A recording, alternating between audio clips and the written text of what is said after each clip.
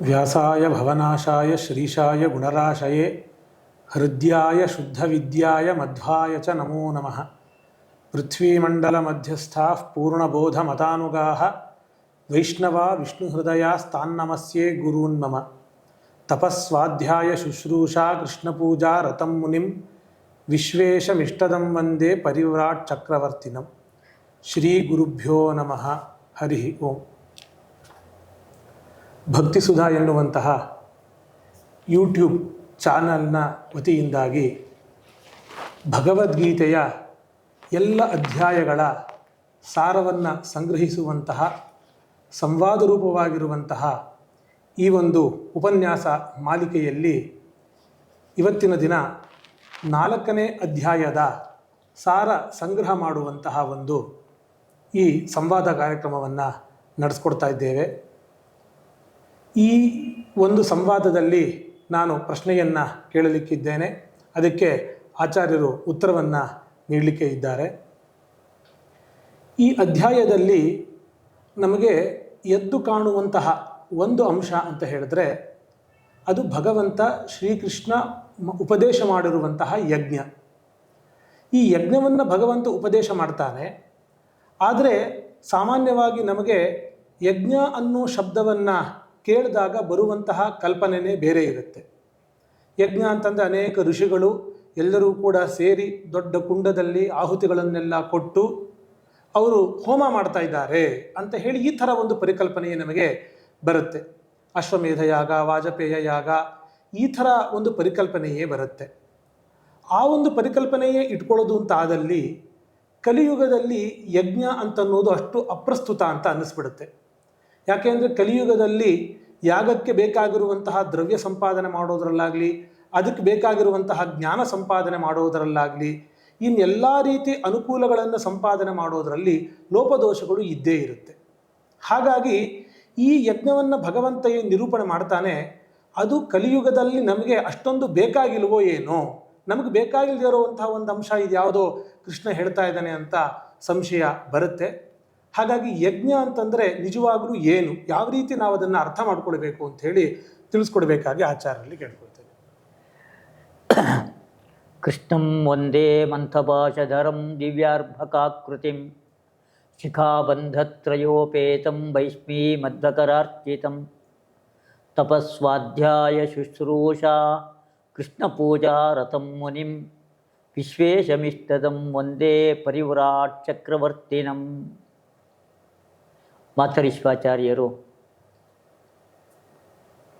ಯಜ್ಞ ಅಂದರೆ ಏನು, ಯಜ್ಞ ಅಂದರೆ ಇವತ್ತು ಸಮಾಜದಲ್ಲಿ ನಾವು ತಿಳ್ಕೊಂಡಿರೋ ಹಾಗೆ ಅಗ್ನಿ ಸಂಸ್ಕಾರವನ್ನು ಮಾಡೋದು, ಅಗ್ನಿಯಲ್ಲಿ ದೇವತೆಗಳಿಗೆ ಆಹುತಿಯನ್ನು ಕೊಡೋದು, ಇದನ್ನೇ ಯಜ್ಞ ಯಜ್ಞ ಅನ್ನೋ ಕಲ್ಪನೆಯನ್ನು ಇಟ್ಕೊಂಡು ಅವರು ಈ ಪ್ರಶ್ನೆಯನ್ನು ಮಾಡ್ತಾ ಇದ್ದಾರೆ. ಮೀಮಾಂಸಾ ಶಾಸ್ತ್ರದಲ್ಲಿ ತುಂಬ ಪರಿಣತಿಯನ್ನು ಸಂಪಾದನೆ ಮಾಡಿದವರು ಮಾತರಿಶ್ವಾಚಾರ್ಯರು. ಆದ್ದರಿಂದ ಮೀಮಾಂಸಾ ಶಾಸ್ತ್ರಕ್ಕನುಗುಣವಾಗಿ ಅವರು ಪ್ರಶ್ನೆ ಕೇಳ್ತಾ ಇದ್ದಾರೆ. ದೇವತೋದ್ದೇಶೇನ ದ್ರವ್ಯತ್ಯಾಗ, ಇದನ್ನೇ ಯಜ್ಞ ಯಜ್ಞ ಅಂತ ಕರೆದಿತ್ತು. ಇಂದ್ರಾಯ ಸ್ವಾಹ ವರುಣಾಯ ಸ್ವಾಹ ಅಂತ ಇಂದ್ರ ಅಗ್ನಿ ವರುಣ ದೇವತೆಗಳನ್ನು ಉದ್ದೇಶಿಸಿಕೊಟ್ಟು ಆಹುತಿಯನ್ನು ದ್ರವ್ಯವನ್ನು ತ್ಯಾಗ ಮಾಡೋದು, ಇದು ಯಜ್ಞ ಎಂಬುದಾಗಿ ಈ ಅಭಿಪ್ರಾಯ, ಶಾಸ್ತ್ರಗಳಲ್ಲೂ ಈ ಅಭಿಪ್ರಾಯ ಉಂಟು. ಆದರೆ ಕೃಷ್ಣ ಇಲ್ಲಿ ಯಜ್ಞ ಅಂತನ್ನೋ ಶಬ್ದವನ್ನು ತುಂಬ ವಿಶಾಲವಾದ ಅರ್ಥದಲ್ಲಿ ತಾನು ಬಳಸ್ತಾ ಇದ್ದಾನೆ.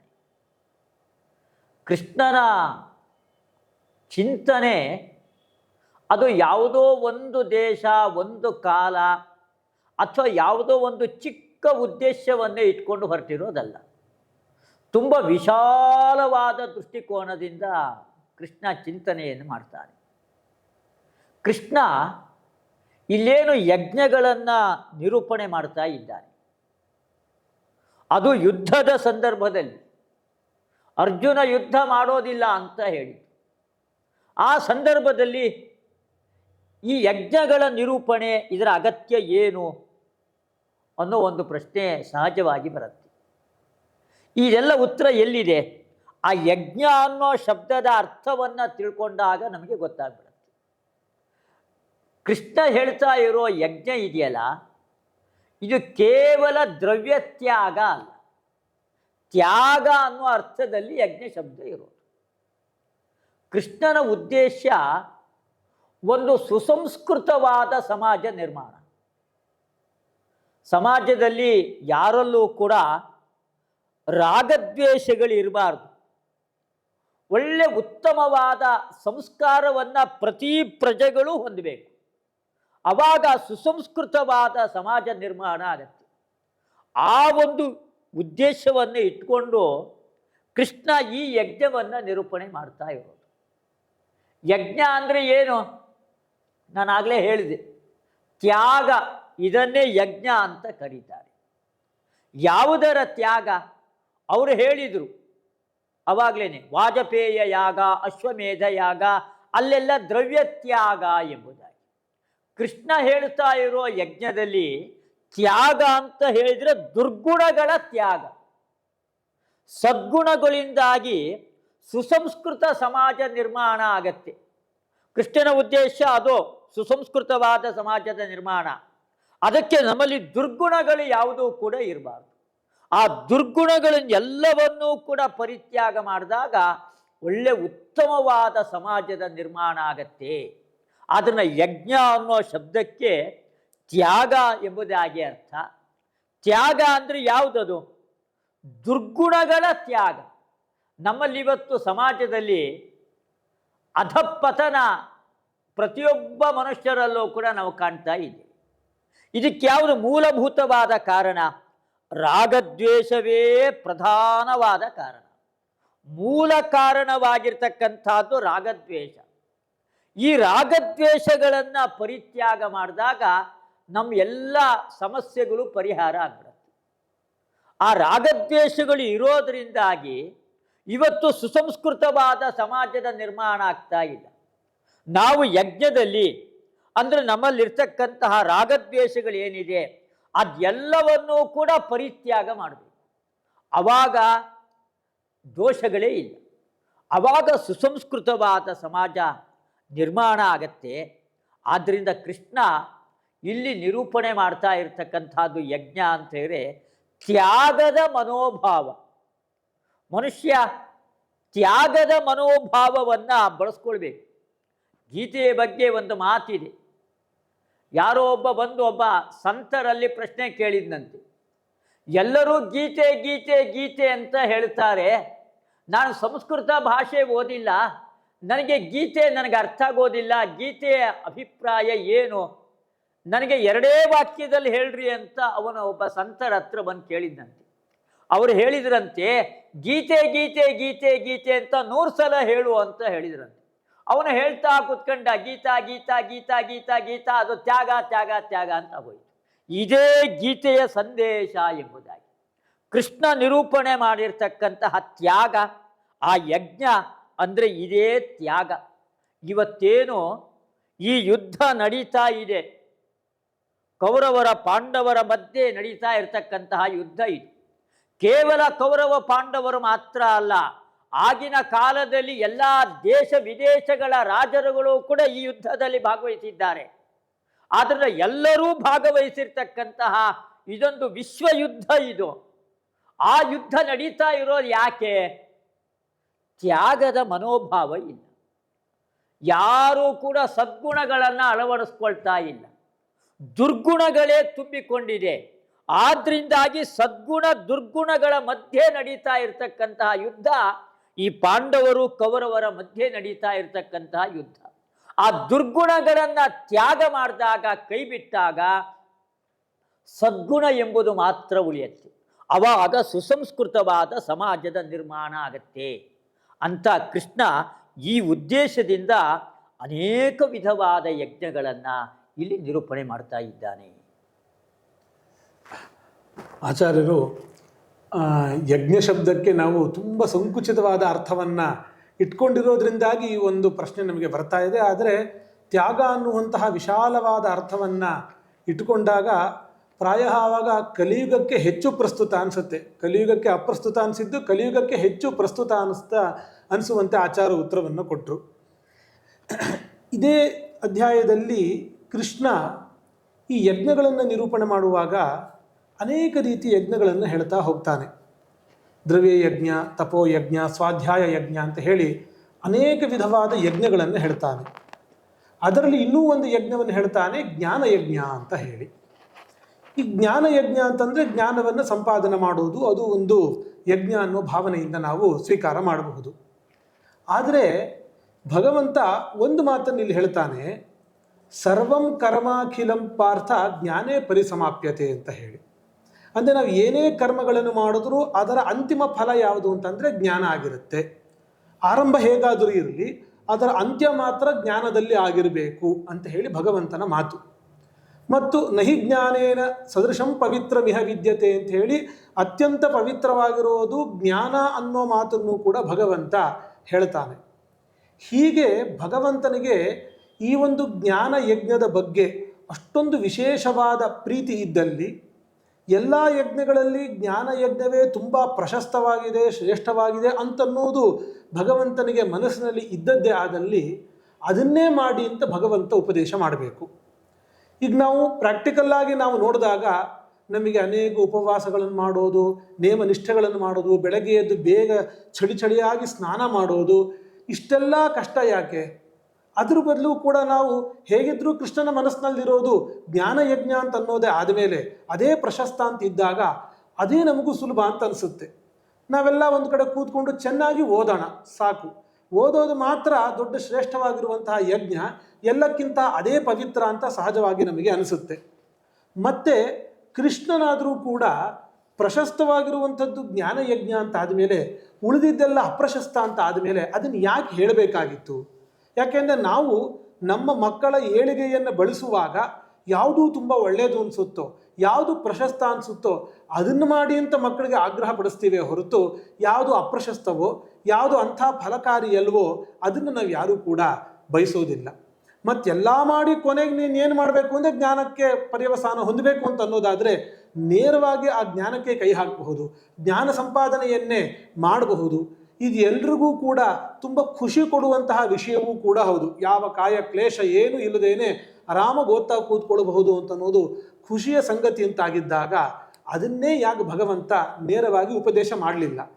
ಅನೇಕ ಯಜ್ಞಗಳನ್ನೆಲ್ಲ ಹೇಳುವಂತಹ ಹಿನ್ನೆಲೆ ಏನಿದೆ? ಈ ಒಂದು ಪ್ರಶ್ನೆಗೆ ಉತ್ತರ ಕೊಡಬೇಕು ಅಂತ ಹೇಳಿ ಆಚಾರ್ಯರಲ್ಲಿ ಕೇಳ್ಕೊಳ್ತೀವಿ. ಮಾತರಿಶ್ವಾಚಾರ್ಯರು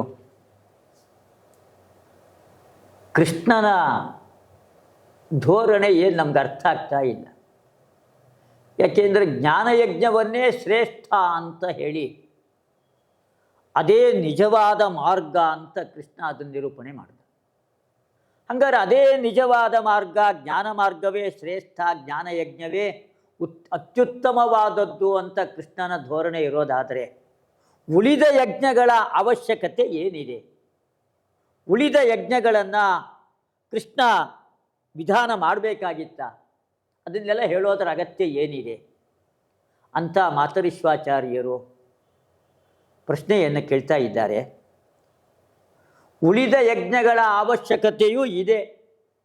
ಆದ್ದರಿಂದಲೇ ಕೃಷ್ಣ ಅವುಗಳನ್ನೆಲ್ಲ ನಿರೂಪಣೆ ಮಾಡ್ತಾ ಬಂದ. ದೈವಮೇವ ಅಪರೇ ಯಜ್ಞಂ ಯೋಗಿನ ಪರ್ಯುಪಾಸತೆ ಅಂತ ಅನೇಕ ವಿಧವಾದ ಯಜ್ಞಗಳನ್ನು ಹೇಳ್ತಾನೆ. ಸರ್ವಾಣಿ ಇಂದ್ರಿಯ ಕರ್ಮಾಣಿ ಪ್ರಾಣಕರ್ಮಾಣಿ ಚಾಪರೆ ಆತ್ಮಸಂಯಮ ಯೋಗಾಗ್ನೋ ಜುಹ್ವತಿ ಜ್ಞಾನ ದೀಪಿತೆ ಅಂತ ಕೃಷ್ಣ ಹೇಳ್ತಾ ಇರೋ ಯಜ್ಞ ಇದೆಯಲ್ಲ, ಇದು ಜೀವನ ಯಜ್ಞ. ಇಡೀ ನಮ್ಮ ಜೀವನವನ್ನೇ ಯಜ್ಞವನ್ನಾಗಿ ಮಾಡಿಕೊಳ್ಬೇಕು. ನಾನಾಗಲೇ ಹೇಳಿದೆ, ಯಜ್ಞ ಅಂಥೇಳಿ ತ್ಯಾಗ ಎಂಬುದಾಗಿ. ಅಂದರೆ ಇಡೀ ನಮ್ಮ ಜೀವನದಲ್ಲಿ ನಾವು ಯಾವ ಗುಣವನ್ನು ರೂಢಿಸಿಕೊಳ್ಬೇಕು, ತ್ಯಾಗ ಅನ್ನೋ ಗುಣವನ್ನು ನಮ್ಮ ಜೀವನದಲ್ಲಿ ರೂಢಿಸ್ಕೊಳ್ಬೇಕು. ಆವಾಗ ಜೀವನವೇ ಒಂದು ಯಜ್ಞವಾಗಿ ಬಿಡತ್ತೆ ಎಂಬುದಾಗಿ. ಜ್ಞಾನಯಜ್ಞ ಶ್ರೇಷ್ಠ. ಅದಕ್ಕೆ ಉಳಿದ ಯಜ್ಞಗಳು ಎಲ್ಲವೂ ಕೂಡ ಪೋಷಕವಾಗಿ ಹೊರಟಿರ್ತಕ್ಕಂಥದ್ದು. ಯಾವುದೇ ಒಂದು ಫಲವನ್ನು ಹೊಂದಬೇಕಾದರೆ ಅದಕ್ಕೆ ಸಾಧನ ಸಾಮಗ್ರಿಗಳು ಅನೇಕ ಇರುತ್ತೆ. ರೈತ ತಾನು ದವಸ ಧಾನ್ಯಗಳು, ಅದಕ್ಕೋಸ್ಕರವಾಗಿ ಉಳಿಮೆ, ಕೃಷಿ, ಬೇಸಾಯವನ್ನು ಮಾಡೋದು ರೈತ. ಅವನು ಬೇಸಾಯ ಮಾಡೋದು ಎದ್ದುದ್ದೇಶದಿಂದ ದವಸ ಧಾನ್ಯಗಳು ಬೇಕು. ಆ ಉದ್ದೇಶದಿಂದ ಅವನು ಕೃಷಿವಲ ರೈತ ಕೃಷಿಯನ್ನು ಮಾಡ್ತಾನೆ. ಬರೀ ಬೀಜವನ್ನು ಬಿತ್ತಿದ್ರೆ ಮಾತ್ರ ಸಾಕ? ಇಲ್ಲ, ಆ ಬೀಜಕ್ಕೆ ಗೊಬ್ಬರ ಹಾಕಬೇಕು, ನೀರು ಹಾಕಬೇಕು, ಅದು ಟಿಸಿಲು ಒಡೆದು ಬೆಳೆಯುತ್ತೆ. ಆಮೇಲೆ ಅದಕ್ಕೆ ಕ್ರಿಮಿಕೀಟಗಳು ಬರದೇ ಇರುವಂತೆ ಅದನ್ನು ರಕ್ಷಣೆ ಮಾಡಬೇಕು. ಅದಕ್ಕೆ ಬೇಕಾಗಿರ್ತಕ್ಕಂಥ ಔಷಧೋಪಚಾರಗಳಾಗಬೇಕು. ತಂದೆ ತಾಯಿ ಮಕ್ಕಳನ್ನು ಪಡೀತಾರೆ, ಮಕ್ಕಳು ಒಳ್ಳೆ ವಿದ್ಯಾವಂತರಾಗಬೇಕು ಎಂಬುದಾಗಿ ಬಯಸ್ತಾರೆ. ಅವರಿಗೆ ವಿದ್ಯಾವಂತರಾಗಬೇಕಾದರೆ ಅನೇಕ ವಿಧವಾಗಿ ಅವರಿಗೆ ಟ್ರೈನಿಂಗು, ಅಭ್ಯಾಸವನ್ನು ಮಾಡಿಸ್ಬೇಕು. ಆವಾಗ ಒಳ್ಳೆಯ ವಿದ್ಯಾವಂತರಾಗಿ ಮಕ್ಕಳು ಬೆಳೀತಾರೆ. ರೈತ ಕೃಷಿ ಬಲ ದವಸ ಧಾನ್ಯಗಳನ್ನು ಹೊಂದಬೇಕಾದರೆ ಗೊಬ್ಬರನೂ ಬೇಕು, ನೀರೂ ಬೇಕು, ಬೀಜ ಬೇಕು, ಎಲ್ಲ ಬೇಕು. ಹಾಗೆ ಪ್ರತಿಯೊಬ್ಬ ಮನುಷ್ಯನಿಗೂ ಕೂಡ ಜೀವನದಲ್ಲಿ ಒಂದು ಗುರಿ ಇರಬೇಕು. ಗುರಿ ಇಲ್ಲ ಅಂತ ಆಗಿಬಿಟ್ರೆ ಅವನು ಪಶು ಪಕ್ಷಿಗಳ ಸಮಾನ ಆಗಿಬಿಡ್ತಾನೆ. ಯಾಕೆ? ಪಶು ಪಕ್ಷಿಗಳಿಗೆ ಜೀವನದಲ್ಲಿ ಏನೂ ಕೂಡ ಗುರಿ ಇಲ್ಲ. ಹಾಗೆ ನಮ್ಮ ಜೀವನದಲ್ಲೂ ಗುರಿ ಇಲ್ಲ ಅಂತ ಆಗಿಬಿಟ್ರೆ ಆವಾಗ ನಮಗೂ ಪಶು ಪಕ್ಷಿಗಳಿಗೂ ಕೂಡ ವೈಲಕ್ಷಣ್ಯವೇ ಇಲ್ಲ ಅಂತ ಆಗಿಬಿಡತ್ತೆ. ಆದ್ದರಿಂದ ಮನುಷ್ಯನ ಜೀವನಕ್ಕೆ ಗುರಿ ಒಳ್ಳೆ ಉತ್ತಮವಾದ ತತ್ವಜ್ಞಾನದ ಸಂಪಾದನೆ. ಆ ತತ್ವಜ್ಞಾನ ನಮ್ಮ ಮನಸ್ಸಿನಲ್ಲಿ ಉಳಿಬೇಕಾದರೆ, ಸ್ಥಿರವಾಗಿ ಉಳಿಬೇಕಾದರೆ ನಮ್ಮ ಮನಸ್ಸು ನಿರ್ಮಲವಾಗಿರಬೇಕು. ಯಾವಾಗ ಮನಸ್ಸು ನಿರ್ಮಲವಾಗಿರುತ್ತೆ, ಯಾವಾಗ ಮನಸ್ಸು ಪರಿಶುದ್ಧವಾಗಿರುತ್ತೆ, ಆವಾಗ ಮಾತ್ರ ಅಲ್ಲಿ ತತ್ವಜ್ಞಾನ ದೃಢವಾಗಿ ಸ್ಥಿರವಾಗಿ ಉಳಿಯುತ್ತೆ. ಯಾವಾಗ ಮನಸ್ಸಿನಲ್ಲಿ ಬರೀ ಕಾಮಕ್ರೋಧಗಳೇ ತುಂಬಿಕೊಂಡಿದೆ, ಮನಸ್ಸು ಕಲುಷಿತಗೊಂಡಿದೆ, ಭೂಮಿ ತುಂಬ ಕಲುಷಿತವಾಗಿದೆ, ಮಣ್ಣು, ಅಲ್ಲಿ ಬೀಜವನ್ನು ಬಿತ್ತಿದರೆ ಒಳ್ಳೆಯ ದವಸ ಧಾನ್ಯಗಳು, ಒಳ್ಳೆಯ ಫಸಲು ದೊರೆಯೋದಿಲ್ಲ. ಒಳ್ಳೆಯ ಫಸಲು ದೊರಿಬೇಕಾದರೆ ಮಣ್ಣು ಪರಿಶುದ್ಧವಾಗಿರಬೇಕು. ಹಾಗೆ ನಮ್ಮ ಮನಸ್ಸು ರಾಗದ್ವೇಷಗಳು ಇಲ್ಲದೇನೆ ಪರಿಶುದ್ಧವಾಗಿರಬೇಕು. ಆವಾಗ ಮಾತ್ರ ಜ್ಞಾನ ನಮ್ಮ ಮನಸ್ಸಿನಲ್ಲಿ ಸ್ಥಿರವಾಗಿ ಉಳಿಲಿಕ್ಕೆ ಸಾಧ್ಯ. ಆದ್ದರಿಂದ ಕೃಷ್ಣ ಆ ಜ್ಞಾನಯಜ್ಞದಿಂದ ಮುಂದೆ ಪರಮಾತ್ಮನನ್ನು ಹೊಂದೋದು ಮನುಷ್ಯನ ಗುರಿ. ಅದಕ್ಕೆ ಬೇಕಾಗಿರ್ತಕ್ಕಂಥದ್ದು ಜ್ಞಾನಯಜ್ಞ. ಆ ಜ್ಞಾನಯಜ್ಞಕ್ಕೆ ಪೋಷಕವಾಗಿ ಬೇಕಾಗಿರ್ತಕ್ಕಂಥದ್ದು ಈ ಕರ್ಮಯಜ್ಞ. ಅನೇಕ ವಿಧವಾದ ಯಜ್ಞಗಳನ್ನು ತಾನು ವಿಧಾನ ಮಾಡೋದು. ಆ ಯಜ್ಞಗಳಿಂದ ಮಾನಸಿಕ ನೈರ್ಮಲ್ಯವನ್ನು ಸಂಪಾದನೆ ಮಾಡೋದು. ರಾಗದ್ವೇಷರಹಿತವಾದ ಪರಿಶುದ್ಧವಾದ ಮನಸ್ಸು. ಮೊದಲು ಕೃಷಿವಲ ಎಲ್ಲ ಹೊಲವನ್ನು, ಗದ್ದೆಯನ್ನು ಶುದ್ಧವನ್ನಾಗಿ ಮಾಡ್ತಾನೆ. ಶುದ್ಧ ಮಾಡಿ ಆಮೇಲೆ ಬೀಜವನ್ನು ಬಿತ್ತಾನೆ. ಹಾಗೆ ಜ್ಞಾನ ಸ್ಥಿರವಾಗಿ ನಮ್ಮ ಮನಸ್ಸಿನಲ್ಲಿ ನಿಲ್ಲಬೇಕಾದರೆ ಆ ಮನಸ್ಸು ಪರಿಶುದ್ಧತೆ ಬೇಕು. ಆ ಮನಸ್ಸಿನ ಪರಿಶುದ್ಧತೆಗೋಸ್ಕರವಾಗಿ ಕೃಷ್ಣ ಅನೇಕ ವಿಧವಾದ ಯಜ್ಞಗಳನ್ನು ನಿರೂಪಣೆ ಮಾಡ್ತಾ ಬಂದು ಕೊನೆಗೆ ಜ್ಞಾನಯಜ್ಞವನ್ನು ನಿರೂಪಣೆ ಮಾಡ್ತಾನೆ. ಶ್ರೇಯಾನ್ ದ್ರವ್ಯಮಯಾದ್ ಯಜ್ಞಾತ್ ಜ್ಞಾನಯಜ್ಞ ಪರಂತಪ ಅಂತ ಹೇಳಿ ದ್ರವ್ಯಯಜ್ಞಗಳು ಬೇಕಾದಷ್ಟಿದೆ. ಅದರಲ್ಲೆಲ್ಲ ಶ್ರೇಯಾನ್, ಏನು ಶ್ರೇಯಾನ್? ಮೋಕ್ಷ ಸಾಧನವಾಗಿರ್ತಕ್ಕಂಥದ್ದು ಯಾವುದು ಅಂದರೆ ಜ್ಞಾನಯಜ್ಞ. ಆ ಜ್ಞಾನಯಜ್ಞ ಪ್ರಧಾನವಾದದ್ದು. ಆದರೆ ಅದಕ್ಕೆ ಪೋಷಕವಾಗಿ ಬೇಕಾಗಿರ್ತಕ್ಕಂಥದ್ದು ಗೊಬ್ಬರ, ನೀರು ಎಲ್ಲ ಬೇಕಲ್ಲ. ಆ ರೀತಿಯಾಗಿ ಕರ್ಮಯಜ್ಞ, ಈ ಕರ್ಮಯಜ್ಞ ಇಲ್ಲ ಅಂತ ಆಗಿಬಿಟ್ರೆ ಮನಸ್ಸಿನ ಪರಿಶುದ್ಧತೆ ಬರೋದಿಲ್ಲ. ಆವಾಗ ಜ್ಞಾನಯಜ್ಞ ಮಾಡಿದರೂ ಕೂಡ ಅದು ನೀರಿನಲ್ಲಿ ಹೋಮವನ್ನು ಮಾಡಿದಂತೆ ವ್ಯರ್ಥ ಅಂತ ಹೇಳ್ತಾರಲ್ಲ, ಹಾಗೆ ವ್ಯರ್ಥವಾಗಿ ಹೋಗ್ಬಿಡತ್ತೆ. ಆದ್ದರಿಂದ ಕೃಷ್ಣ ನಿರೂಪಣೆ ಮಾಡಿರ್ತಕ್ಕಂತಹ ಅನೇಕ ವಿಧವಾದ ಯಜ್ಞಗಳು ಅದು ಜ್ಞಾನಯಜ್ಞಕ್ಕೆ ಪೋಷಕವಾಗಿಯೇ ಬಂದಿರತಕ್ಕಂಥದ್ದು. ಆದ್ದರಿಂದ ಇದನ್ನು ಬಿಟ್ಟರೆ ಅದಕ್ಕೆ ಅಸ್ತಿತ್ವ ಇಲ್ಲ, ಜ್ಞಾನಯಜ್ಞಕ್ಕೆ ಅಸ್ತಿತ್ವ ಇಲ್ಲ ಅಂತ ಆಗ್ಬಿಡತ್ತೆ. ಆದ್ದರಿಂದ ಈ ಯಜ್ಞಗಳು ಕೂಡ ಅತ್ಯಂತ ಅವಶ್ಯಕ. ಆಚಾರ್ಯರು ತುಂಬ ಚೆನ್ನಾಗಿ ನಮಗೆ ಅರ್ಥ ಮಾಡಿಸಿದ್ರು. ನಾವು ನೇರವಾಗಿ ಅಂಗಡಿಗೆ ಹೋಗಿ ದುಡ್ಡು ಕೊಟ್ಟು ದವಸ ಧಾನ್ಯಗಳನ್ನು ತೊಗೊಂಬರೋರಾದ್ರಿಂದಾಗಿ ಆ ದವಸ ಧಾನ್ಯ ಅಷ್ಟು ಚೆನ್ನಾಗಿ ಬೆಳಿಬೇಕು ಅಂತ ಆದರೆ ಅದರ ಹಿಂದೆ ಏನು ಕೃಷಿ ಇರಬೇಕು, ಆ ಕೃಷಿ ಇಲ್ಲದೆ ಇದ್ದಲ್ಲಿ, ಕೃಷಿ ಸರಿಯಾಗಿಲ್ಲದೆ ಇದ್ದಲ್ಲಿ ಸಿಗುವಂತಹ ಆ ಒಂದು ಫಸಲು ಕೂಡ ಸರಿಯಾಗಿರೋದಿಲ್ಲ. ಹಾಗಾಗಿ ಫಸಲು ಇರಲಿ, ಕೃಷಿ ಬೇಡ ಅಂತ ಅನ್ನೋದು ಹೇಗೆ ಸರಿ ಅಲ್ವೋ, ಹಾಗೇನೆ ಈ ದ್ರವ್ಯಮಯ ಯಜ್ಞ, ಕರ್ಮಯಜ್ಞ ಇವೆಲ್ಲ ಬೇಡ ಅಂತ ಅನ್ನುವಂತಿಲ್ಲ ಅನ್ನೋದನ್ನು ತುಂಬ ಚೆನ್ನಾಗಿ ಆಚಾರ್ಯ ಅರ್ಥ ಮಾಡಿಸ್ಕೊಟ್ರು. ಆದರೆ ಒಂದು ಇದ್ರ ಮೇಲೆ ನಮಗೆ ಬರುವಂತಹ ಪ್ರಶ್ನೆ ಅಂತಂದರೆ, ಈ ಒಂದು ಕರ್ಮಯಜ್ಞ ಅಥವಾ ದ್ರವ್ಯಯಜ್ಞ ಅಂತ ಏನು ಹೇಳ್ತೀವಿ ನಾವು, ಇದೆಲ್ಲದರ ಅಭಿಪ್ರಾಯ ಕೃಷ್ಣ ಏನು ಹೇಳ್ತಾನೆ ಅಂತ ಹೇಳಿದ್ರೆ ನಿಷ್ಕಾಮ ಕರ್ಮ ಅಂತ ಭಗವಂತ ಕೊನೆಗೆ ಅದೇ ಅರ್ಥ ಬರುವಂತೆ ಭಗವಂತನ ವ್ಯಾಖ್ಯಾನ ಇರುವಂಥದ್ದು. ಭಗವಂತನು ಕೂಡ ಫಲಾಪೇಕ್ಷೆ ಇಟ್ಕೊಳ್ಬೇಡ, ಕರ್ಮ ಮಾಡು ಅಂತ ಹೇಳಿ ಇದನ್ನೇ ಹೇಳ್ತಾನೆ. ಆದರೆ ಇದು ಒಂದು ಪ್ರಾಕ್ಟಿಕಲ್ ಆಗಿ ನಡೆಯುವಂತಹ ಒಂದು ವಿಷಯವ, ಅದನ್ನು ಕೂಡ ವಿಚಾರ ಮಾಡಬೇಕಾಗಿರುವಂಥದ್ದು. ಯಾಕೆಂದರೆ ಧರ್ಮಶಾಸ್ತ್ರಗಳನ್ನು ನೋಡಿದಾಗ ಅನೇಕ ಆಪದ್ಧರ್ಮಗಳನ್ನು ಹೇಳ್ತಾರೆ. ಕಾರಣ ಏನು ಅಂತಂದರೆ, ಏನಾದರೂ ಕಷ್ಟದ ಸಂದರ್ಭದಲ್ಲಿ ಧರ್ಮದಲ್ಲಿ ಸ್ವಲ್ಪ ಹಿಂದು ಮುಂದೆ ಮಾಡಿಕೊಂಡ್ರೂ ಪರವಾಗಿಲ್ಲ, ನಮ್ಮ ದೇಹದ ರಕ್ಷಣೆ ನಾವು ಮಾಡ್ಕೊಳ್ಳೋದು ತುಂಬ ಮುಖ್ಯ ಅಂತ. ದೇಹ ರಕ್ಷಣೆಯೇ ಆಗದೆ ಇದ್ದ ಮೇಲೆ ಇನ್ನೇನು ಮಾಡಲಿಕ್ಕೆ ಸಾಧ್ಯನೇ ಇಲ್ಲ. ಹಾಗಾಗಿ ಈ ಶಾಸ್ತ್ರಗಳ ಅಭಿಪ್ರಾಯ ನೋಡಿದಾಗ ದೇಹದ ರಕ್ಷಣೆ ತುಂಬ ಮುಖ್ಯ ಅಂಥೇಳಿ ಗೊತ್ತಾಗುತ್ತೆ. ಜೊತೆ ಇನ್ನೂ ಒಂದು ಮಾತಿದೆ, ನಾಶಕ್ಕೆ ಶಾಸ್ತ್ರ ಚೋದನ. ಯಾವುದನ್ನು ಪ್ರಾಕ್ಟಿಕಲ್ಲಾಗಿ ಮಾಡಲಿಕ್ಕೆ ಸಾಧ್ಯ ಇಲ್ವೋ ಅಂಥದ್ದನ್ನು ಶಾಸ್ತ್ರಗಳು ಹೇಳೋದಿಲ್ಲ ಅಂತ ಹೇಳಿ. ಹಾಗಿದ್ರೆ ಯಾವುದು ಪ್ರಾಕ್ಟಿಕಲ್ಲಾಗಿ ಆಗುತ್ತೋ ಅದನ್ನು ಮಾತ್ರ ಶಾಸ್ತ್ರ ಹೇಳಬೇಕಾಗತ್ತೆ. ಇಲ್ಲಿ ಏನು ಒಂದು ಕರ್ಮತ್ಯಾಗವನ್ನು ಇಲ್ಲಿ ಹೇಳ್ತಾರೆ, ಆದರೆ ಅದನ್ನು ನೋಡಿದಾಗ ಅದು ಪ್ರಾಕ್ಟಿಕಲ್ ಅಲ್ಲ ಅಂತ ಅನಿಸುತ್ತೆ. ಯಾಕೆಂದರೆ ಮೊದಲಿಗೆ ನನಗೆ ನನ್ನ ಶರೀರ ಉಳಿಬೇಕು ಅನ್ನೋ ಕಾಮನೆ ಇರಬೇಕು. ಆ ಕಾಮನೆ ನಾನು ಸಾಧನೆ ಮಾಡಬೇಕಾದ್ರೂ ಕೂಡ ಶರೀರ ಉಳಿಲೇಬೇಕಲ್ಲ. ಶರೀರ ಉಳಿಬೇಕು ಅಂತನಾದರೂ ನಾನು ಕಾಮನೆ ಇಟ್ಕೊಳ್ಳೇಬೇಕಾಗತ್ತೆ. ಆ ಕಾಮನೆ ಇಟ್ಕೊಂಡಾದರೂ ಕೂಡ ನಾನು ಒಂದಿಷ್ಟು ಕರ್ಮಗಳನ್ನು ಮಾಡಲೇಬೇಕಾಗತ್ತೆ.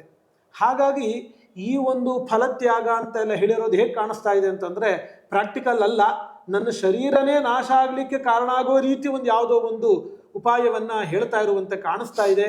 ಇದು ಮೋಕ್ಷ ಸಾಧನೆಗೆ ಅನುಕೂಲ ಅಲ್ಲ, ಮೋಕ್ಷ ಸಾಧನೆಗೆ ಪ್ರತಿಕೂಲ ಅನ್ನೋ ರೀತಿ ನಮಗೆ ಕಾಣಿಸ್ತಾ ಇದೆ.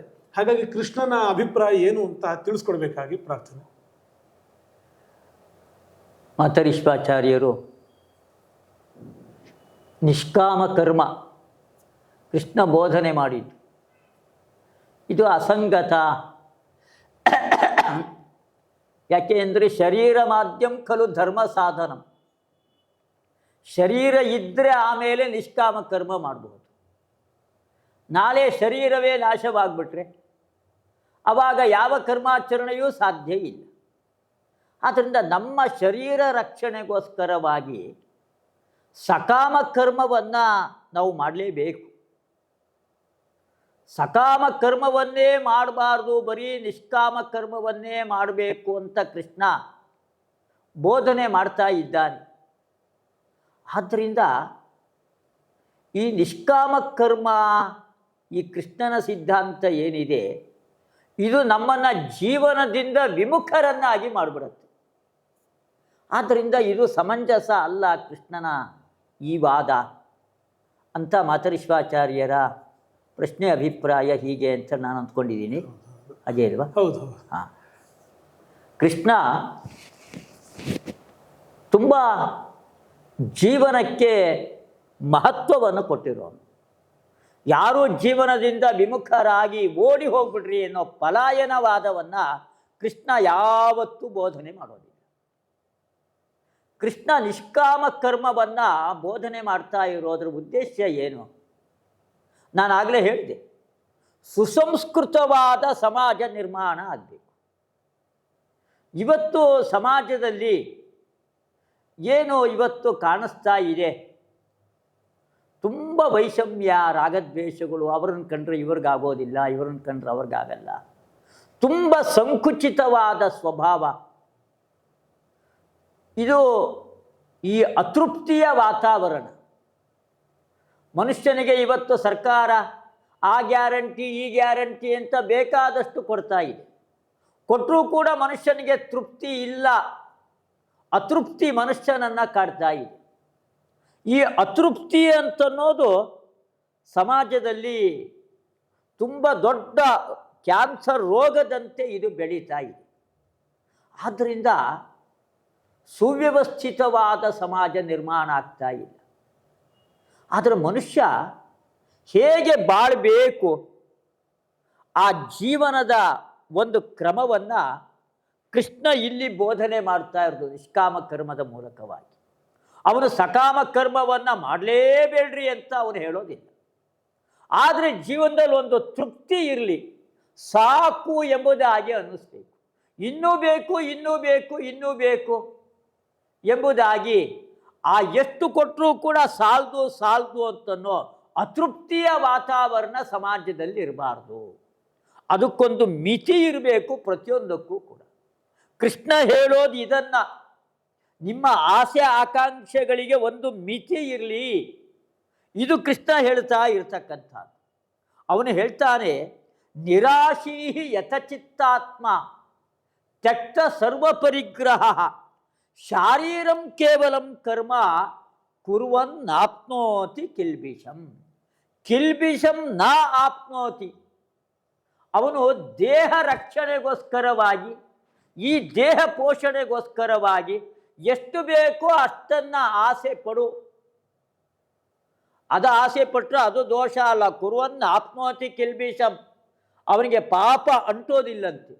ಆದರೆ ಇನ್ನೂ ಬೇಕು, ಇನ್ನೂ ಬೇಕು ಎಂಬುದಾಗಿ ಎಷ್ಟು ನುಂಗಿದ್ರೂ ಸಾಲದು ಸಾಲದು ಸಾಲದು. ಇದನ್ನು ಕೃಷ್ಣ ನಿಂದನೆ ಮಾಡ್ತಾ ಇದ್ದಾನೆ. ಗತಸಂಗಸ್ಯ ಮುಕ್ತಸ್ಯ ಜ್ಞಾನಾವಸ್ಥಿತ ಚೇತಸಃ ಯಜ್ಞಾಯ ಆಚರತ ಕ್ರಮ, ಯಜ್ಞಾಯ ಆಚರತ ಕರ್ಮ ಸಮಗ್ರಂ ಪ್ರವಿಲೀಯತೆ ಅಂತ ಹೇಳಿ ಯಜ್ಞಾಯ ಆಚರತ ಕರ್ಮ ಅಂತ ಹೇಳ್ತಾನೆ. ಏನು ಯಜ್ಞ? ನಾನು ಆವಾಗಲೇ ಹೇಳಾಗಿದೆ, ಯಜ್ಞ ಅಂದರೆ ತ್ಯಾಗ. ನಾವು ಯಾವುದೇ ಕರ್ಮಾಚರಣೆಗಳನ್ನು ಮಾಡಿದರೂ ಕೂಡ ತ್ಯಾಗ. ಇಲ್ಲಿ ತ್ಯಾಗ ಅಂದ್ರೇನು? ಭಗವಂತನನ್ನು ಉದ್ದೇಶಿಸಿಕೊಂಡು ಕರ್ಮಾಚರಣೆ ಮಾಡೋದು. ಹೇಗೆ ಕರ್ಮಾಚರಣೆ ಮಾಡ್ಬೋದು ಅಂತೇಳಿ, ಅವನು ನಿರಾಶೀಹಿ ಯಥಚಿತ್ತಾತ್ಮ, ಎಲ್ಲ ತನ್ನ ಮನಸ್ಸನ್ನು ಹಿಡಿತದಲ್ಲಿಟ್ಕೊಂಡಿರಬೇಕು, ಇಂದ್ರಿಯಗಳನ್ನು ತನ್ನ ಹತೋಟಿಯಲ್ಲಿ ಇಟ್ಕೊಂಡಿರಬೇಕು. ಯಾವಾಗ ಇಂದ್ರಿಯಗಳಲ್ಲಿ ಹತೋಟಿ ಇಲ್ಲ, ಆವಾಗ ಇಂದ್ರಿಯಗಳು ಏನು ಮಾಡುತ್ತೆ, ಅದು ತಿನ್ನಬೇಕು, ಇದನ್ನು ನೋಡಬೇಕು, ಅದನ್ನು ಕುಡಿಬೇಕು ಎಂಬುದಾಗಿ ಇಂದ್ರಿಯಗಳು ವಿಷಯ ಪದಾರ್ಥಗಳ ಕಡೆಗೆ ಓಡಿ ಓಡಿ ಹೋಗ್ತಾ ಇರುತ್ತೆ ಇಂದ್ರಿಯಗಳು. ಆವಾಗ ಅವನಿಗೆ ಅತೃಪ್ತಿ, ಇನ್ನೂ ಬೇಕು, ಇನ್ನೂ ಬೇಕು, ಇನ್ನೂ ಬೇಕು ಎಂಬುದಾಗಿ. ಆ ಇನ್ನೂ ಬೇಕು, ಇನ್ನೂ ಬೇಕು ಎಂಬುದಾಗಿ ಆ ಅತೃಪ್ತಿಯ ಮನಸ್ಸಿಲ್ದೇನೆ ತನ್ನ ಶರೀರ ಪೋಷಣೆಗೆ ಎಷ್ಟು ಬೇಕೋ ಅಷ್ಟನ್ನು ಮಾತ್ರ ತಾನು ಅಪೇಕ್ಷೆ ಪಟ್ಟು ತಾನು ಕರ್ಮಾಚರಣೆಯನ್ನು ತಾನು ಮಾಡಬೇಕು. ಅದು ಯಾವಾಗ ಸಾಧ್ಯ? ಇಂದ್ರಿಯಗಳನ್ನು ಹತೋಟಿಯಲ್ಲಿ ಇಟ್ಕೊಂಡಾಗ ಈ ಒಂದು ಅಲಂಬುದ್ಧಿ ಸಾಕು ಎಂಬುದಾಗಿ ತೃಪ್ತಿಯ ಮನೋಭಾವ ಅವಾಗ ಬರುತ್ತೆ. ಆದ್ದರಿಂದಾಗಿ ಕೃಷ್ಣ ಹೇಳ್ತಾ ಇರೋದು ಯಥಚಿತ್ತಾತ್ಮ, ಇಂದ್ರಿಯಗಳನ್ನು ತನ್ನ ಹತೋಟಿಯಲ್ಲಿ ಇಟ್ಕೊಂಡಿರೋದು. ಹಾಗೆ ತ್ಯಕ್ತ ಸರ್ವ ಪರಿಗ್ರಹ, ಅಭಿಮಾನ ಇರಬಾರ್ದು. ಅಭಿಮಾನ ಇದ್ದಷ್ಟು ಕೂಡ ಆಸೆ ಜಾಸ್ತಿ ಆಗ್ತಾ ಹೋಗುತ್ತೆ. ಆಸೆ ಜಾಸ್ತಿ ಆದಷ್ಟು ಕೂಡ ಅತೃಪ್ತಿ ಬೆಳೀತಾ ಹೋಗುತ್ತೆ. ಆದ್ದರಿಂದ ಅಭಿಮಾನ ಪರಿತ್ಯಾಗವನ್ನು ಮಾಡು. ನಂದೋ ನಂದೋ, ನನ್ನ ಮಕ್ಕಳು, ನಮ್ಮ ಹೆಂಡತಿ, ನನ್ನ ಮೊಮ್ಮಕ್ಕಳು, ಆಸ್ತಿ ಮಾಡ್ತಾ ಹೋದರೆ ಮಕ್ಕಳಿಗೂ ಮಾಡಬೇಕು, ಮೊಮ್ಮಕ್ಕಳಿಗೂ ಮಾಡಬೇಕು, ಮರಿ ಮಕ್ಕಳಿಗೂ ಮಾಡಬೇಕು, ಅವರ ಮಕ್ಕಳು, ಅದಕ್ಕೆ ಕೊನೆ ಇಲ್ಲ ಅದಕ್ಕೆ ಹಂಗಾರೆ ಅಲ್ವಾ? ಹಾಗಾದ್ರೆ ನೀನೇ ಎಲ್ಲ ಆಸ್ತಿ ಮಾಡಿಟ್ಬಿಟ್ರೆ ಮಕ್ಕಳು ಮೊಮ್ಮಕ್ಕಳುಗಳು ದೇಶಕ್ಕೋಸ್ಕರವಾಗಿ ಏನು ಮಾಡ್ತಾರೆ? ನೀನು ಮಾಡಿರ್ತಕ್ಕಂಥ ಆಸ್ತಿಯಿಂದ ಮನೆಯಲ್ಲಿ ಸುಖವಾಗಿ ಅನ್ನ ಹುಳಿ ಊಟ ಮಾಡಿಕೊಂಡು ಕಾಲ ಕಳೀತಾರೆ. ಅವರು ರಾಷ್ಟ್ರಕ್ಕೋಸ್ಕರವಾಗಿ ಏನು ತ್ಯಾಗವನ್ನು ಮಾಡಿದರು? ಆದ್ದರಿಂದ ಈ ಆಸ್ತಿ ಮಾಡ್ತಕ್ಕಂತಹ ಮನೋಭಾವ, ಮಕ್ಕಳಿಗೆ ಆಸ್ತಿ ಮಾಡೋದು, ಮೊಮ್ಮಕ್ಕಳಿಗೆ ಆಸ್ತಿ ಮಾಡೋದು, ಇದು ಬೇಡ ಅಂತ ಕೃಷ್ಣ ಹೇಳೋದು. ಇದು ಬೇಡ. ಇದು ಯಾಕೆ? ಇದರಲ್ಲೇ ತುಂಬ ಮನಸ್ಸಿನಲ್ಲಿ ರೋಗ ಅಂಟೋದು, ಅತೃಪ್ತಿಯ ರೋಗ. ಎಷ್ಟು ಮಾಡಿದರೂ ಸಾಲದು ಎಂಬುದಾಗಿ. ಆದ್ದರಿಂದ ಮನುಷ್ಯ ತೃಪ್ತಿಯ ಮನಸ್ಸನ್ನು ತಾನು ಹೊಂದಬೇಕು. ಇದು ಕೃಷ್ಣನ ಉದ್ದೇಶ. ಹೊರತಾಗಿ ಜೀವನ ಪಲಾಯನವಾದ ಶರೀರವನ್ನು ಕೂಡ ತಿರಸ್ಕಾರ ಮಾಡಿ ತಾನು ನಿಷ್ಕಾಮ ಕರ್ಮವನ್ನು ಆಚರಣೆ ಮಾಡಬೇಕು ಅಂತನ್ನೋದು ಕೃಷ್ಣನ ಮನಸ್ಸಿನ ವಿಚಾರ ಆಗಲ್ಲ. ಬ್ರಹ್ಮಜ್ಞಾನದಲ್ಲಿ ಒಳ್ಳೆಯ ಅಭಿನಿವೇಶವನ್ನು ಹೊಂದಿರಬೇಕು. ಯಾರಿಗೆ ಬರೀ ಅತೃಪ್ತಿಯೇ ಇರುತ್ತೆ ಅವನಿಗೆ ಬ್ರಹ್ಮಜ್ಞಾನದಲ್ಲಿ ಅಭಿನಿವೇಶ ಇರೋದಿಲ್ಲ. ಜೀವನದ ಗುರಿ ಬ್ರಹ್ಮಜ್ಞಾನದಲ್ಲಿ ಅಭಿನಿವೇಶ. ಅದಕ್ಕೆ ತೃಪ್ತಿಯ ಮನಸ್ಸು ಬೇಕು. ಆ ತೃಪ್ತಿಯ ಮನಸ್ಸಿಗೋಸ್ಕರವಾಗಿ ಈ ನಿಷ್ಕಾಮ ಕರ್ಮವನ್ನು ವಿಧಾನ ಮಾಡಿದ್ದೇ ಹೊರತಾಗಿ ಸಂಪೂರ್ಣವಾಗಿ ದೇಹವನ್ನೇ ತಿರಸ್ಕಾರ ಮಾಡುವಂತನ್ನೋದು ಕೃಷ್ಣನ ಉದ್ದೇಶ ಅಲ್ಲ ಅಂತ ಕೃಷ್ಣನ ಯದೃಚ್ಛಾ ಲಾಭ ಸಂತುಷ್ಟ ದ್ವಂದ್ವಾತೀತೋ ವಿಮತ್ಸರ ಸಮಃ ಸಿದ್ಧೌ ಅಸಿದ್ಧೋ ಚ ಕೃತ್ವಾಪಿ ನ ನಿಬದ್ಧತೆ ಅಂತ ಕೃತ್ವಾಪಿ ಅವನು ತನ್ನ ದೇಹ ಪೋಷಣೆಗೆ ಎಷ್ಟು ಬೇಕೋ ಅಷ್ಟು ಸಕಾಮ ಕರ್ಮವನ್ನು ಮಾಡಿದರೂ ಕೂಡ ನ ನಿಬದ್ಧತೆ, ಅವನು ಬಂಧನಕ್ಕೆ ಒಳಪಡೋದಿಲ್ಲ ಅಂತ ಕೃಷ್ಣನೇ ಹೇಳ್ತಾ ಇದ್ದಾನೆ. ಆದ್ದರಿಂದ ಸಾರಾಸಗಟಾಗಿ ಕೃಷ್ಣ ಸಕಾಮ ಕರ್ಮವನ್ನು ಇಲ್ಲಿ ತಿರಸ್ಕಾರ ಮಾಡ್ತಾ ಇರೋದಲ್ಲ ಅಂತ ಕೃಷ್ಣನ ಪದಗಳಿಂದಲೇ ನಮಗೆ ಗೊತ್ತಾಗ್ತಾ ಇದೆ. ಇನ್ನು ಕೊನೆಯ ಒಂದು ಪ್ರಶ್ನೆ, ಈ 4ನೇ ಅಧ್ಯಾಯದಲ್ಲಿ ಬಂದಿರುವಂತಹ ಚಾತುರ್ವರ್ಣ್ಯ ವ್ಯವಸ್ಥೆಗೆ ಸಂಬಂಧಪಟ್ಟಿರುವಂಥದ್ದು. ತುಂಬ ಈ ಕಾಲಕ್ಕೆ ಚರ್ಚೆಗೆ ಆಸ್ಪದವಾಗಿರುವಂಥದ್ದು, ನಮಗೆ ತುಂಬ ಗೊಂದಲಕ್ಕೆ ಕಾರಣ ಆಗುವಂಥದ್ದು. ಯಾವ ಕೃಷ್ಣನ ಉಪದೇಶದಿಂದ ಸಮಾಜ ಚೆನ್ನಾಗಿ ನಡಿಬೇಕೋ, ಆದರೆ ಅಂತಹ ಕೃಷ್ಣನ ಉಪದೇಶ ಸಮಾಜದ ಶಾಂತಿಯನ್ನು ಕದಡುವಂತೆ ಇದೆ. ಚಾತುರ್ವರ್ಣ ವ್ಯವಸ್ಥೆ ಅಂತನ್ನೋದು ಸಮಾಜವನ್ನು ಚೆನ್ನಾಗಿ ಇಡುತ್ತೆ ಅಂತ ಕಾಣೋದಿಲ್ಲ. ಯಾಕೆ ಅಂದರೆ ಎಲ್ಲರೂ ಕೂಡ ಪರಸ್ಪರ ಮೇಲು ಕೀಳು ಅಂತ ಹೇಳಿ ಜಗಳಗಳನ್ನು ಆಡ್ಕೊಳ್ತಾ ಹೋಗ್ತಾರೆ. ಹಾಗಾಗಿ ಚಾತುರ್ವರ್ಣ ವ್ಯವಸ್ಥೆ, ಆ ಧರ್ಮ ಅನ್ನುವುದು ಅದು ರಕ್ಷಣೆಗೆ ಕಾರಣ ಆಗೋ ಬದಲು ಅದು ಸಮಾಜದಲ್ಲಿ ಪರಸ್ಪರ ಕಲಹಕ್ಕೆ ಕಾರಣ ಆಗ್ತಾ ಇದೆ. ಹಾಗಾಗಿ ಇಂತಹ ಒಂದು ಚಾತುರ್ವರ್ಣ ವ್ಯವಸ್ಥೆಯ ಅಗತ್ಯವೇ ಇರಲಿಲ್ಲ. ನಿಜವಾಗಲೂ ಕೃಷ್ಣ ಚಾತುರ್ವರ್ಣ ಬೇಕಾಗಿಲ್ಲ ಅಂತ ಹೇಳಬಹುದಿತ್ತು. ಆದರೆ ಕೃಷ್ಣ ಗಟ್ಟಿಯಾಗಿ ಚಾತುರ್ವರ್ಣ ವ್ಯವಸ್ಥೆಯನ್ನು ಸಮರ್ಥನೆ ಮಾಡ್ತಾ ಇದ್ದಾನಲ್ಲ. ಸಮಾಜಕ್ಕೆ ಮಾರಕವಾಗಿರುವಂತಹ ಇಂಥ ಒಂದು ವ್ಯವಸ್ಥೆಯನ್ನು ಕೃಷ್ಣ ಹೇಗೆ ತಾನೇ ಹೇಳಲಿಕ್ಕೆ ಸಾಧ್ಯ ಅಂತ ಅನ್ನುವುದು ಒಂದು ಕೊನೆಯದಾದ ಒಂದು ಪ್ರಶ್ನೆ. ಕೃಷ್ಣ ಇಲ್ಲೇನು ಚಾತುರ್ವರ್ಣ್ಯದ ವ್ಯವಸ್ಥೆಯನ್ನು ನಿರ್ಮಾಣ ಮಾಡಿದ್ದಾನೆ, ಇಲ್ಲಿ ಪ್ರತಿಪಾದನೆ ಮಾಡಿದ್ದಾನೆ, ಅದು ಸಮಾಜಕ್ಕೆ ಮಾರಕವಾದದ್ದಲ್ಲ. ಅದು ಸಮಾಜಕ್ಕೆ ಸಾಧಕವಾದದ್ದು. ಯಾವತ್ತೂ ಕೂಡ ಎರಡು ಮಾತರಿಶ್ವಾಚಾರ್ಯರು ಹೇಳಿದರು, ಅದು ಸಮಾಜದಲ್ಲಿ ಕಲಹ ವಿಘಟನೆಗೆ ಕಾರಣ ಆಗ್ತಾ ಇದೆ. ಕೃಷ್ಣನ ಗೀತೆ ವ್ಯವಸ್ಥಿತವಾದ ಸಮಾಜದ ನಿರ್ಮಾಣ ಆಗಬೇಕು ಅಂತ ಹೇಳಿ, ಆದರೆ ಹಾಗಾಗ್ತಾ ಇಲ್ಲ ಎಂಬುದಾಗಿ. ಆದರೆ ಕೃಷ್ಣ ಹೇಳಿರ್ತಕ್ಕಂತಹ ಚಾತುರ್ವರ್ಣ್ಯ ವ್ಯವಸ್ಥೆಯನ್ನು ಯಾರೂ ಅರ್ಥ ಮಾಡ್ಕೊಳ್ತಾ ಇಲ್ಲ. ಪ್ರಾಚೀನ ಸಮಾಜದಲ್ಲಿ ಆತರಿಶ್ವಾಚಾರ್ಯರು ಹೇಳಿದಂತೆ ಮೇಲು ಕೀಳು ಅಂತನ್ನೋ ಯಾವ ಭಾವನೆಗಳು ಕೂಡ ಇರಲಿಲ್ಲ. ತುಂಬ ಸುವ್ಯವಸ್ಥಿತವಾಗಿ ಸಮಾಜ ನಡ್ಕೊಂಡು ಹೋಗ್ತಾ ಇತ್ತು. ಆದರೆ ಬರ್ತಾ ಬರ್ತಾ ಮನುಷ್ಯ ತನ್ನ ಅಧಿಕಾರಕ್ಕೋಸ್ಕರವಾಗಿ ಜಾತಿ ಪದ್ಧತಿಯನ್ನು ದುರುಪಯೋಗ ಪಡಿಸ್ಕೊಳ್ಳಿಕ್ಕೆ ಶುರು ಮಾಡಿದ. ಜಾತಿ ಪದ್ಧತಿಯ ದುರುಪಯೋಗ ಪಡಿಸ್ಕೊಳ್ಳಿಕ್ಕೆ ಶುರು ಮಾಡಿದ್ನಲ್ಲ, ಅವತ್ತಿಂದ ಸಮಾಜದಲ್ಲಿ ಕಲಹಗಳು ಅದೆಲ್ಲವೂ ಕೂಡ ನಿರ್ಮಾಣ ಆಯಿತು. ಕೃಷ್ಣ ಹೇಳ್ತಾ ಇರೋದು ಜಾತಿ ಪದ್ಧತಿ ಅಲ್ಲ, ಇದು ವರ್ಣ ವ್ಯವಸ್ಥೆ. ಯಾವತ್ತೂ ಕೂಡ ಎರಡಿದೆ, ಒಂದು ವರ್ಣ, ಇನ್ನೊಂದು ಜಾತಿ ಎಂಬುದಾಗಿ. ಜಾತಿ ಅಂತನ್ನೋದು ಹುಟ್ಟಿನಿಂದ ಬರತಕ್ಕಂಥದ್ದು. ಕೃಷ್ಣ ಅದರ ಬಗ್ಗೆ ಇಲ್ಲಿ ಮಾತನಾಡ್ತಾ ಇಲ್ಲ. ಇಲ್ಲಿ ಹೇಳ್ತಾ ಇರತಕ್ಕಂಥದ್ದು ವರ್ಣ ವ್ಯವಸ್ಥೆ. ಈ ವರ್ಣ ವ್ಯವಸ್ಥೆ ಜೀವನ ಸ್ವರೂಪಕ್ಕೆ ಸಂಬಂಧಪಟ್ಟಿದ್ದು. ಹಾಗಲಕಾಯಿ ಬೀಜವನ್ನು ಬಿತ್ತಿದಾಗ ಮಾವಿನ ಹಣ್ಣು ಹುಟ್ಟೋದಿಲ್ಲ, ಅದನ್ನು ಕಹಿಯಾಗಿರ್ತಕ್ಕಂಥ ಹಾಗಲಕಾಯಿನೇ ಹುಟ್ಟೋದು. ಅದು ಬೀಜದಲ್ಲಿರ್ತಕ್ಕಂತಹ ಸ್ವಭಾವ. ಹಾಗೆ ಆತ್ಮಸ್ವರೂಪದಲ್ಲೇ ಸ್ವಭಾವಗಳಿದೆ, ಆತ್ಮಸ್ವರೂಪದಲ್ಲೇನೆ ಸ್ವಭಾವಗಳಿದೆ.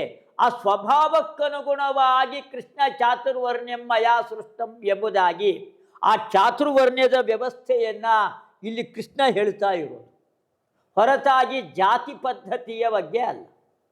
ಜಾತಿ ಪದ್ಧತಿ ಅನ್ನೋದು ಹುಟ್ಟಿನಿಂದ ಬರ್ತಕ್ಕಂಥದ್ದು. ಇದು ಸಮಾಜಕ್ಕೆ ಸಾಧಕವೋ ಮಾರಕವೋ ಅನ್ನೋದು ವಿಚಾರ.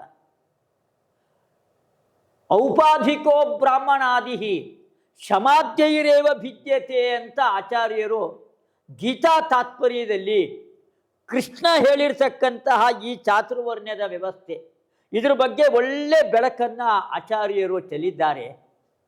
ಒಬ್ಬ ಇವತ್ತು ಜಾತಿಯಿಂದ ಅವನು ಶೂದ್ರನಾಗಿರ್ಬೋದು ಅಥವಾ ಕ್ಷತ್ರಿಯನಾಗಿರ್ಬೋದು, ಆದರೆ ಅವನಲ್ಲಿ ಒಳ್ಳೆ ಭಕ್ತಿ, ವೈರಾಗ್ಯ, ಒಳ್ಳೆ ಸದ್ಗುಣಗಳು ಇದ್ದರೆ ಅವನು ಬ್ರಾಹ್ಮಣನೇ. ಅವನು ಸ್ವರೂಪದಿಂದ ಅವನು ಬ್ರಾಹ್ಮಣನೇ ಹೊರತಾಗಿ ಅವನು ಶೂದ್ರ ಅಲ್ಲ, ಅವನು ಕ್ಷತ್ರಿಯ ಅಲ್ಲ.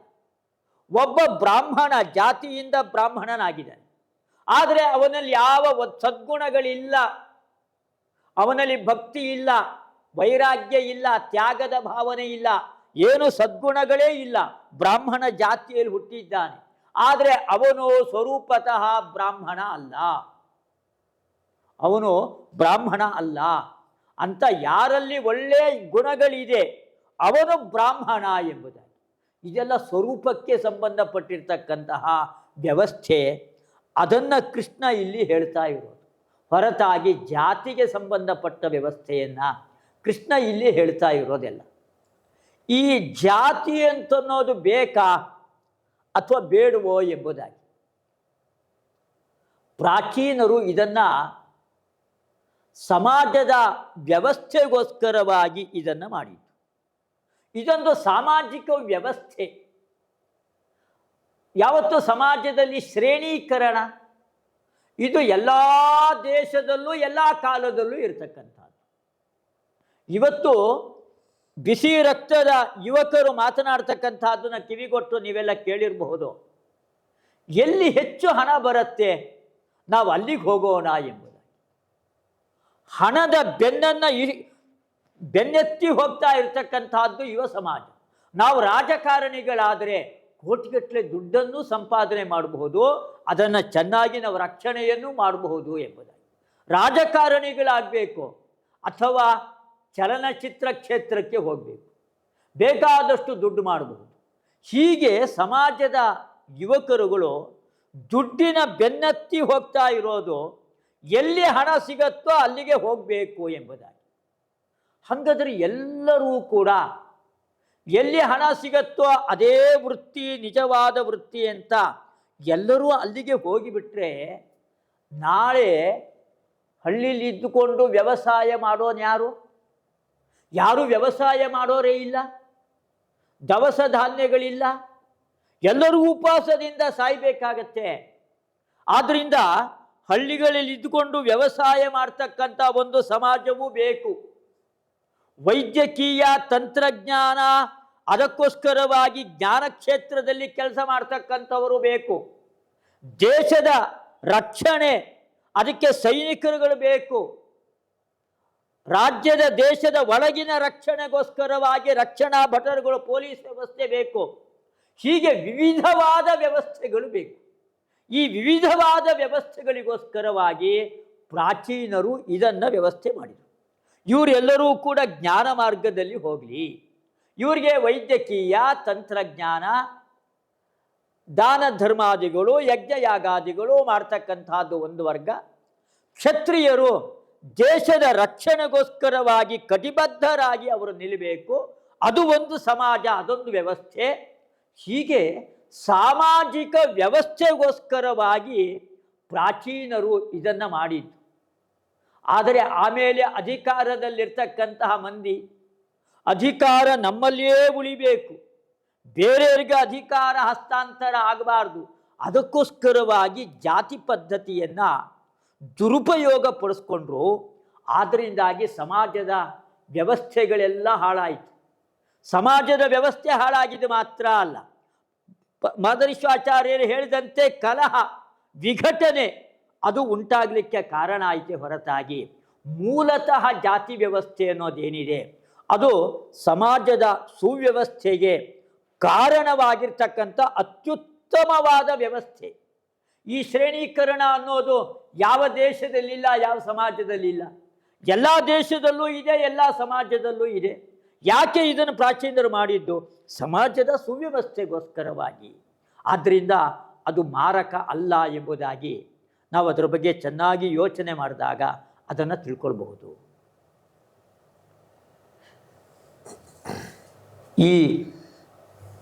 ಇದುವರೆಗೂ ಕೂಡ ಗೀತೆಯ 4ನೇ ಅಧ್ಯಾಯದ ಸಂವಾದ ಕಾರ್ಯಕ್ರಮ ಅನ್ನೋದು ಇಲ್ಲಿ ನಡೆದಿದೆ. ಈ ಸಂವಾದ ಕಾರ್ಯಕ್ರಮ ನಡೆಯಲಿಕ್ಕೆ ಕಾರಣರಾಗಿರ್ತಕ್ಕಂಥವರು ಶ್ರೀಮತಿ ಎನ್ ವಿ ಪದ್ಮಾ ಕುಟುಂಬದವರು. ಅವರು ಒಳ್ಳೆ ಧರ್ಮಶ್ರದ್ಧೆಯನ್ನು ಹೊಂದಿರೋರು.